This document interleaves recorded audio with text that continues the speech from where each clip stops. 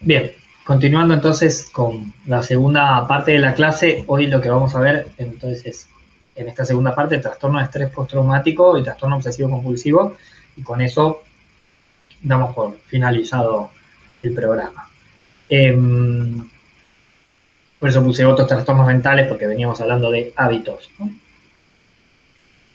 Bien, aquí les incluí unas pequeñas imágenes de situaciones que pueden generar trastorno de estrés postraumático. Fíjense que, bueno, incluí lo de las Torres Gemelas, ¿sí? Los atentados, incluí el aterrizaje en el río Hudson de un avión, eh, incluí aquí una zona de guerra o de desastre, eh, incluí un incendio o incluí un tsunami, ¿sí? Todas imágenes reales. Las incluí porque en realidad desde el atentado a las Torres Gemelas en adelante, eso lo puse primero, se investigó mucho sobre trastorno de estrés postraumático, ¿no? Y cómo ciertas situaciones traumáticas pueden generar trastorno mental.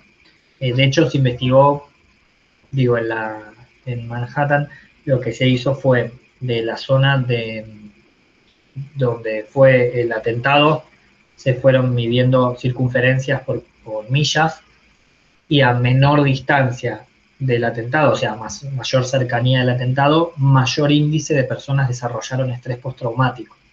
Eh, y como es una isla, esto se pudo hacer, y los que estaban en ese momento a mayor distancia, la incidencia de trastorno de estrés postraumático fue menor.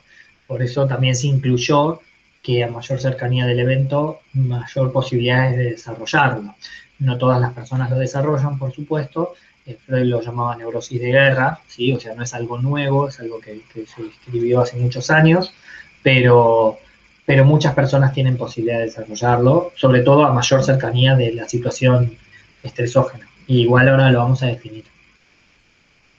Eh, implica, ¿sí? Para que haya estrés postraumático, implica una exposición a la muerte, a lesión grave o a violencia sexual, ya sea real o amenaza. Y es importante esto porque no es solamente ante la exposición real, ¿sí? De muerte o de lesión grave o de violencia sexual, sino también ante la amenaza de, ¿sí? Tiene que existir una experiencia directa del suceso traumático o de los sucesos, ¿no? Una presencia, ¿sí? Puede ser o la experiencia directa de la persona o la presencia directa del suceso ocurrido a otros significativos, ¿sí? O no significativos, de acuerdo a la cercanía. Digo, si yo estaba lejos del atentado de la AMIA en Argentina, pero estuvo cerca alguien para mí muy significativo, tengo muchas más chances de desarrollar estrés postraumático. Ahora bien, si estaba cerca, por más que adentro no hubiera nadie que yo conociera, ¿sí? Y que no me hubiera pasado a mí, también tengo elevadas chances, ¿sí? Eh, Conocimiento de que el suceso traumático ha ocurrido a un familiar próximo o un amigo íntimo, es esto que les decía, ¿sí? A un otro significativo, y en los casos de amenaza o realidad de muerte de un familiar o amigo, el suceso ha de haber sido violento o accidental, porque también puede desarrollar estrés postraumático, ¿sí? En caso de la muerte de un familiar o de alguien cercano, ¿sí? Pero siempre y cuando generalmente se considera no por una muerte natural o por una enfermedad, sino por algo repentino, por algo que invadió o irrumpió en la vida de la persona. Por eso se toma como que haya sido un hecho violento o un hecho accidental. Eh, También puede darse por exposición repetida o extrema a detalles repulsivos del suceso, ¿sí? Por ejemplo, vuelvo al ejemplo de la yo estuve cerca, pero no conocía a nadie, pero también veo todo el tiempo fotos, videos, etcétera, eso también me traumatiza. O sea, lo primero que estamos viendo son las situaciones que pueden generar que una persona desarrolle estrés postraumático, ¿sí? O la experiencia directa o la presencia, ¿sí? O el conocimiento de que el suceso le pasó a alguien cercano, o bien una exposición repetitiva o extrema a detalles repulsivos de un suceso determinado, ¿sí? Los síntomas, ¿sí? Es una presencia de síntomas de intrusión, ¿sí? son síntomas que se nos meten, ¿sí? Que nos invaden, que están asociados a ese evento traumático, que suelen ser los recuerdos angustiosos recurrentes, o sueños angustiosos recurrentes y pesadillas, o reacciones disociativas, ¿sí? Donde de repente siento como que estoy en otro lugar y vuelvo a revivir la situación traumática, o malestar psicológico intenso, ¿sí? Estos suelen ser los síntomas asociados de manera intrusiva, ¿sí? Al evento traumático específico, ¿sí? Continúo. También, o sea, lo vamos a dividir en distintos ejes, ¿no? Primero, la situación que lo puede generar. Segundo, cuáles son los síntomas principales.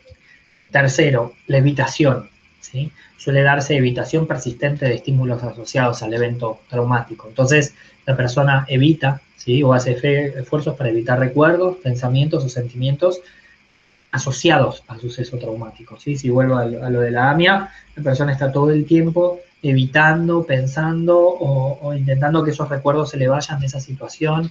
Entonces, por ejemplo, hay un sonido fuerte y se tapan los oídos porque siente que vuelve a recordar el estallido, ¿sí?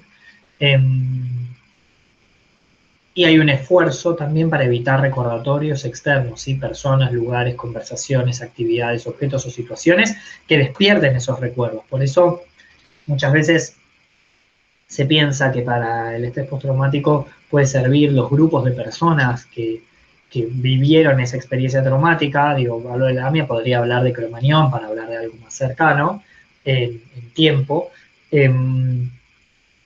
pero la verdad es que la mayoría de las personas eligen, ¿sí? Deciden activamente no vincularse ni con esas personas, por ejemplo, si es en el caso de Cromañón, ni ir a recitales, ni escuchar esa banda, ni nada que los asocie con esa, con esa situación traumática. El siguiente es que aparecen alteraciones cognitivas, ¿sí? Del estado de ánimo asociados al suceso traumático, ¿sí? Estas alteraciones pueden ser o la incapacidad de recordar un aspecto importante del suceso, ¿sí? Por ejemplo, en Cromañón se vio gente que dice, no sé, yo me acuerdo del recital y de repente me acuerdo como que estaba en el hospital. Y le dicen, no, pero vos saliste por tu propio, no me acuerdo nada, no tengo un episodio borrado, no me lo acuerdo, ¿sí? O sea, la incapacidad de recordar un aspecto importante del suceso. O una percepción distorsionada, ¿sí? Entonces dice, sí, yo me acuerdo que éramos como, como que nos agolpamos todos en la salida y le dicen, no puede ser porque vos estabas bien sobre el final, entonces estabas sobre la salida, vos no te puedes haber agolpado nunca. No, pero yo tengo como esa sensación, ¿sí? Como percepciones distorsionadas. Bueno, un estado de ánimo emocionalmente negativo o disminución del interés o sentimiento de desapego, ¿sí? O incapacidad persistente de experimentar emociones positivas. Esto es como si estuviéramos hablando de una persona que desarrolla una especie de depresión exógena, ¿sí? Una depresión que viene a colación del evento traumático, ¿sí? Entonces hablamos de evitar las situaciones, de intromisión de pensamientos, de sueños o inclusive de flashbacks, ¿no? El fenómeno de flashbacks es el fenómeno como de revivir nuevamente la situación, casi como un fenómeno alucinatorio. Hablamos de que se puede dar ante la experiencia real o amenaza de muerte o de peligro o de violencia sexual, ¿sí? Y ahora estamos hablando de las alteraciones cognitivas, ¿sí? De esto de cuestiones del estado del ánimo o mismo percepciones distorsionadas. Sí, y lo último, que son síntomas frecuentes del estrés postraumático, es una alteración importante de la alerta, ¿sí? Y reactividad asociada al suceso traumático. Entonces, de repente la persona tiene comportamiento irritable o arrebatos de furia, ¿sí? Con poca o con ninguna provocación, que se expresan típicamente como agresión verbal, física contra personas o objetos. Entonces, de repente dicen, esta persona cambió, no era así. Una persona re tranquila, re divina, y de repente ahora, no sé, eh, le mandan mal el pedido del supermercado y los llama, los recontraputea, los quiere ir a cagar a trompadas. No era así, ¿sí? Digo, se ve un cambio comportamental. Esto es frecuente en las personas con estrés postraumático, ¿sí? Comportamiento imprudente o autodestructivo, ¿sí? Personas que están como hipervigilancia que implica que la persona está como hiperatenta a los detalles, respuestas de sobresalto exagerada, ¿no? Entonces, como les decía, alguien atravesó el atentado de la AMIA y de repente escucha que se explota un globo y hace así, se tira al piso y se larga a llorar, ¿sí? Puede generar problemas de concentración y trastornos del sueño, ¿sí? Entonces, fíjense que para que exista estrés postraumático, lo primero que tiene que haber es una situación real o amenaza de, o bien muerte, o violencia física, o violencia sexual. Segundo, tiene que darse para sí o para sí, o en cercanía de un evento donde se vio, o en un otro significativo, ¿sí? Digo, probablemente sería muy difícil que alguno de nosotros desarrolle estrés postraumático por el tsunami que hubo en Tailandia hace 10 años, ¿sí? Realmente sería muy difícil, excepto que hubiera algún familiar nuestro muy cercano que haya estado en ese tsunami, o B, que hubiéramos estado nosotros en esa zona, ¿sí? Si no, realmente es muy difícil que uno acá desarrolle estrés postraumático por algo que pasó allá. Lo segundo que va a pasar es que se nos van a empezar a meter como recuerdos de esa situación, ¿sí? Entonces, por ejemplo, quien atravesó un tsunami, después va al mar y ya escucha las olas del mar y empieza con palpitaciones y empieza a revivir la situación y se queda como mirando el mar a ver si no viene una ola enorme que lo va a arrastrar, ¿sí? Siguiente, aparece irritabilidad, aparece un estado de ánimo irritable o también aparece depresión, ¿sí? Aparecen pesadillas, aparecen flashbacks, aparecen episodios de ansiedad. Y lo último que va a aparecer es esto, ¿no? Problemas de concentración, alteraciones del sueño. Por suerte, el estrés postraumático es una patología que se trata, ¿sí? Se trata tanto con medicación como con eh, con psicoterapia, ¿sí? Si quieren, como hablábamos de películas, esta película Cinco Sangres, que es una película ahora de Netflix, de la guerra de Vietnam, que son 5 combatientes, 4 en realidad, combatientes que vuelven a Vietnam a buscar los restos de un quinto combatiente, pero vuelven a la zona donde ellos pelearon, donde se ven situaciones difíciles quizás o terribles, como cuando sucede en una guerra, se ve en uno síntomas claros de estrés postraumático, ¿sí? Y de hecho todos le dicen, pero si hay grupos para esto, no, ¿qué grupos? O sea, se ven los síntomas, ¿sí? Otra película que me parece brillante, que no está tan fácil de conseguir, pero en Vimeo está gratuita, con lo cual ahí se vuelve fácil, que se llama Vals con Bashir. Vals con Bashir es una película israelí que está filmada en ilustración, está dibujada, pero es un documental. Se atribuye a ser el primer documental filmado en ilustración, o sea, dibujado. Es un documental, pero son todos dibujos. Y Vals con Bashir es un personaje que peleó la guerra del Líbano y que no recuerda, que perdió la memoria de varios sucesos. Y toda la película, todo el documental de él, el director, dibujado de una manera a veces como un poco oniroide, ¿no? Como que te confundís adrede, ¿no? Si está soñando, si está despierto, si es un flashback o si en realidad es un sueño o si es la realidad. Eh, es el recorrido de él por los que estuvieron con él y todo, de entender qué pasó y por qué su mente eligió borrar ese recuerdo. Terrible recuerdo, ¿no? Como puede pasar en una guerra. Entonces, también se las recomiendo porque también se ven los síntomas de una persona con estrés postraumático.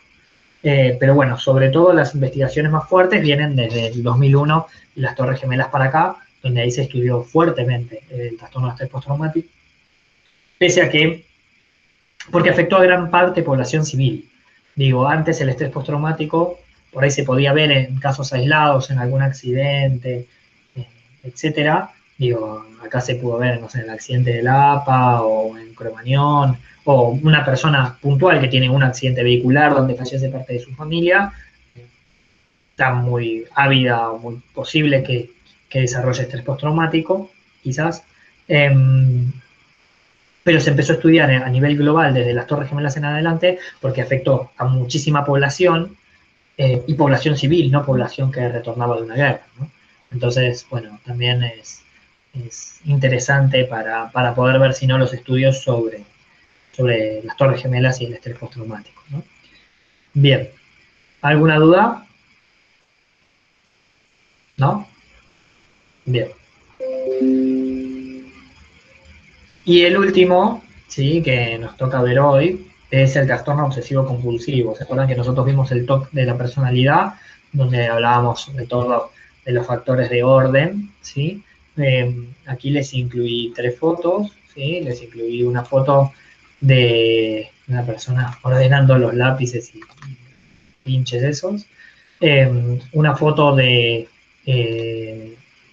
Mejor Imposible, As Good As It Gets, que es Mejor Imposible, una película de Jack Nicholson, de una persona con trastorno obsesivo compulsivo, y una foto de la película Tok Tok, que en Argentina fue una obra de teatro también muy, muy exitosa. A diferencia del trastorno obsesivo compulsivo de la personalidad, el DSM-5 incluye el concepto de trastorno obsesivo compulsivo como un trastorno aparte, porque también incluye distintas situaciones donde el trastorno obsesivo compulsivo se puede dar. Lo primero a entender es que es una obsesión, ¿sí? Una obsesión, ¿sí?, es un pensamiento, ¿sí?, o un impulso o una imagen recurrente, ¿sí?, que son persistentes y que se experimentan, ¿sí?, como intrusas o no deseadas, y que en la mayoría de los sujetos causan ansiedad o malestar importante. De hecho, a tal punto causan ansiedad que en el DSM-4 estaba dentro de los trastornos de ansiedad. Pero después se vio que realmente la obsesión causa ansiedad, pero no es en general un trastorno de ansiedad. Y estos pensamientos el sujeto intenta ignorar o suprimirlos, ¿sí? O neutralizarlos con otros pensamientos. Son pensamientos catastróficos, ¿sí? Son pensamientos de masacre o de muerte, ¿sí? Típico caso, yo recuerdo de una persona que me contaba que la obsesión que tenía era con su planchita de pelo y que con esa planchita de pelo sentía que se le iba a incendiar la casa. Entonces, cada vez que se planchaba el pelo antes de ir a trabajar, tenía que volver a chequear que la planchita estuviera desenchufada. Tenía miedo que si la dejaba enchufada se le iba a incendiar la casa. Entonces, al principio era, bueno, volver, llegar a la puerta de la casa y volver. Después fue llegar hasta el ascensor y volver. Después fue bajar por el ascensor y volver. Después ya era sacarle una foto, bajar por el ascensor, salir a la puerta y volver. Y volver 1, 2 o 3 veces y probar enchufarle y desenchufar y rechequear y sacarle una foto de que está desenchufada y ponerle fecha para darse cuenta que cuando iba en el subte la había desenchufado y que no se estaba confundiendo. Hasta que un día llegó al subte, hizo 6 estaciones y tuvo que volver porque no estaba convencida, y ahí es donde dijo, bueno, un momento, algo no anda bien, ¿sí? La realidad es que estas obsesiones son, insisto, pensamientos catastróficos. Yo desconozco cómo es la electrónica de una planchita de pelo, ni mucho menos, pero supongo que debe tener algún mecanismo de defensa para que si uno la deja enchufada no se incendie una casa. Pero ella, y de hecho en el baño es difícil que se genere un incendio, ¿no? Pocas cosas inflamables en el baño. Pero ella sentía todo el tiempo que este pensamiento de no, no, se me va a incendiar la casa. Si no me fijo, realmente se me va a incendiar la casa, ¿sí? Y la compulsión, ¿sí?, es, por definición, ¿sí?, un comportamiento. Así como la obsesión es un pensamiento, la compulsión es un comportamiento. Por ejemplo, lavarse las manos, ordenar o comprobar cosas, ¿sí? O un acto mental, ¿sí? Ahora las compulsiones también se les consideran actos mentales, como por ejemplo, besar, contar o repetir palabras en silencio. Son actos, ¿sí?, tanto comportamentales o mentales, que se realizan de manera repetitiva, ¿sí?, que el sujeto lo realiza como una respuesta a una obsesión, de acuerdo a unas reglas, ¿sí?, que las va a aplicar de manera rígida. Por eso, lo que yo les decía, ella tenía como obsesión que se le iba a incendiar la casa con la planchita de pelo. Y el comportamiento, la compulsión, era volver y chequear una y otra y otra y otra y otra vez, y de esa manera ella se quedaba tranquila, ¿sí? Y es de una manera rígida, porque uno dice, bueno, por ahí con que todas las mañanas, ponele, le saques una foto con la fecha de hoy, ya sabés que lo hiciste y se acabó. Pero no, para ella el plan no era la foto, era ir, bajar, volver, rechequear, enchufar una, dos o tres o cuatro, cada vez la enchufaba y la desenchufaba más veces para estar segura de que la había desenchufado. Y ese acto, ese comportamiento es la compulsión. Y el pensamiento de que se le iba a incendiar la casa si no lo hacía es la obsesión, ¿sí? El objetivo de los comportamientos ortomentales es prevenir o disminuir la ansiedad o el malestar, ¿sí? O evitar, ¿sí?, este tipo de situación temida. Sin embargo, estos comportamientos no están conectados de una manera realista, ¿sí?, con los destinados a neutralizar o prevenir, o resultan claramente excesivos. Por eso digo, ella podría, no sé, en su casa, haber cortar la luz, digo, o ya desenchufando, ya está, quedarse tranquila, o desenchufar y mover la planchita del lugar. Entonces dice, no, podría haber sido mucho más fácil, la desenchufo y la llevo al cuarto. Ya está, si está en el cuarto es que ya no está enchufada y sacarle una foto si quieren desde el cuarto, pero no, ya tenía que hacer todo esto y ella lo vivía como excesivo. Porque este es el otro punto. Las compulsiones, las personas que las padecen, las viven como excesivas. No es que dicen, bueno, lo necesité hacer y punto. No, no, lo vive como sí, yo sé que es una locura, pero no lo puedo evitar. Me siguen hasta acá. Hay algo de esto de inevitabilidad. La persona dice, sí, sí, yo entiendo que es una locura, pero no lo puedo evitar. Lo necesito hacer. Lo tengo que hacer. No me queda otra que hacerlo. O sea, realmente lo hago. No. Me lleva mucho tiempo, por eso les puse las obsesiones o convulsiones, las requieren mucho tiempo, gran parte del día, y la persona lo reconoce como que le lleva mucho tiempo. ¿Sí? La persona reconoce que esas convulsiones le llevan más tiempo del que le gustaría. ¿Sí?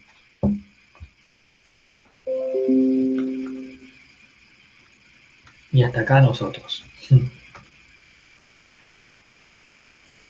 Bien. ¿Dudas?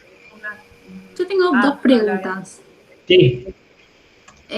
Por ejemplo, si ella se llevaba la planchita al trabajo, ¿eso solucionaría el problema? ¿O Pensé lo tenía que En mismo, esperar? nuestra ya. lógica, Pensé lo en mismo. Ah, nuestra lógica, en nuestra lógica lo hubiera solucionado. ¿Sí? sí, Pero en su lógica no.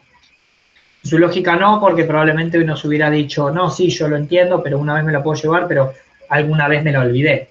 Y lo peor que sucede con las obsesiones y las compulsiones es que un día se lo olvidó. Con él se la empezó a llevar. Le dijo, no, estoy mucho mejor. Ahora me la llevo al trabajo, después de ahí me voy a la facu y estoy mejor. Bien. Y un día se lo olvidó. ¿Y saben qué pasó ese día que se lo olvidó? Se lo olvidó enchufada. Entonces va a volver y va a estar enchufada y va a decir, oh, no, evidentemente no soy confiable, no puedo. Y ahí como que se retroalimenta aún más el circuito, ¿sí? Entonces sí, terminan teniendo otros comportamientos, pero después terminan reforzando la compulsión y la obsesión, ¿no? Por suerte se tratan con psicoterapia, funcionan generalmente muy bien dentro de la estructura neurótica y también en casos más graves se puede tratar con medicación, pero suelen mejorar, ¿sí? Y así como mejoran, también empeoran con los años. Digo, si uno tiene una pequeña obsesión a los 20 y alguna pequeña compulsión a los 20, mejor que haga tratamiento rápido, porque a los 40 va a ser insoportable, ¿sí? O sea, le va a llevar gran parte del día todos los días, ¿sí? Entonces, cuanto más rápido lo ataque, mejor, ¿sí? Bien. ¿Qué más? ¿Qué otras dudas? ¿No? Qué bien.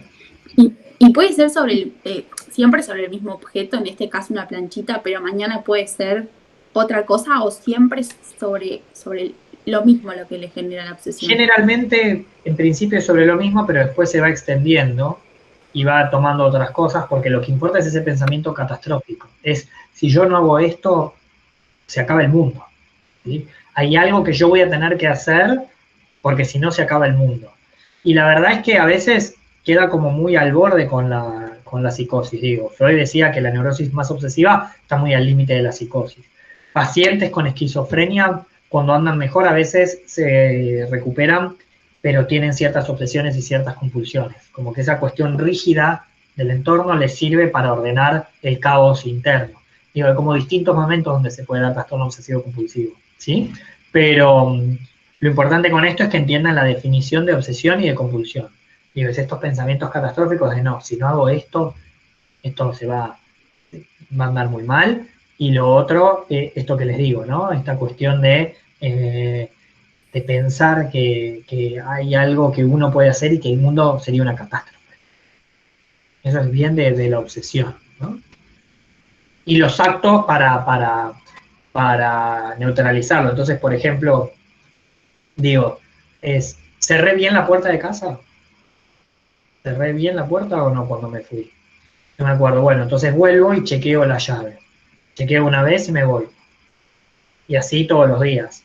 Y a los 2 días, o a los 3, o a los 4, o a los 5, ya vuelvo, pero chequeo, y entonces abro y cierro para estar seguro que cerré. Y ahora dejé abierto, dejé cerrado.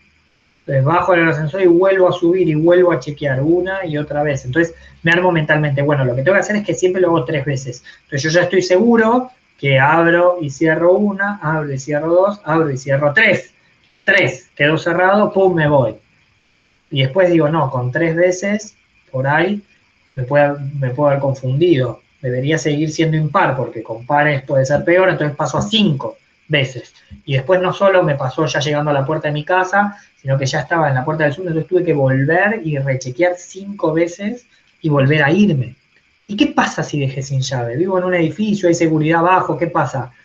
Y no sé, pierdo todo, ¿sí? Como una cuestión catastrófica, ¿sí? No es que, bueno, ¿qué puede pasar? De última sientan, me afanarán, y si me afanan, ¿qué se van a llevar? Una tele, no tengo nada. No, no, pierdo todo lo que construí en mi vida, como toda una cuestión catastrófica, ¿sí? Bien de la obsesión. Bien, ¿alguna duda más? ¿No?